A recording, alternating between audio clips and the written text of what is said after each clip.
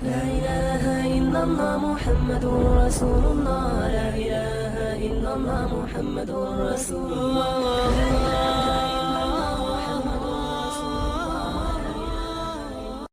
سمجھائی ہے کہ آسمان سے پانی برستا ہے تو اس کے بعد کیا ہوتا ہے؟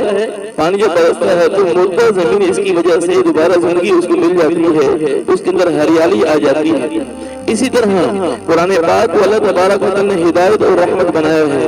لیکن جن کے دلوں کے اندر ضمیر ویسی ہے جیسے کہ پانی کے لیے زمین کو اس کے اندر ہل چلائے جاتے ہیں، اس کو ہموار کیا جاتا ہے، اس کے اندر ایسی چیزیں کہ جو اس زمین کے لیے ضروری ہیں وہ ڈالی جاتی ہیں تو پھر اس کے اندر حیرانی پیدا ہوتی ہے۔ اسی طرح دلوں کا معاملہ ہے کہ جب دلوں کو حق بات کے قبول کرنے کے لیے ان کو تیار کیا جاتا ہے تو پھر حق بات دل کے اندر اترتی ہے۔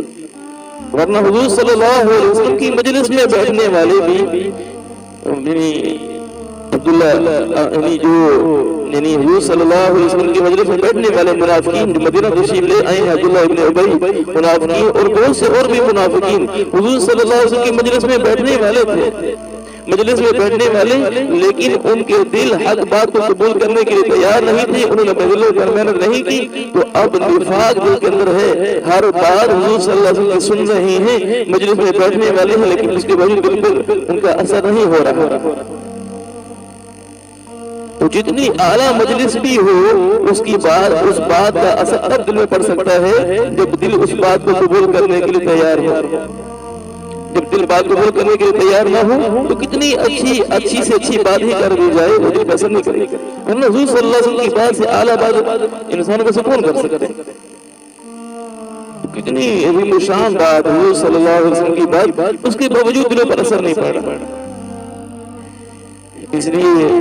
سب سے بنیادی چیز دلوں پر محنت کی یہ ہے کہ گناہوں سے توبہ کی جائے۔ حدیث پاک میں آتا ہے کہ جب انسان گناہ کرتا ہے تو گناہ کرنے کی وجہ سے دل پر سیاہ نقطہ پڑ جاتا ہے،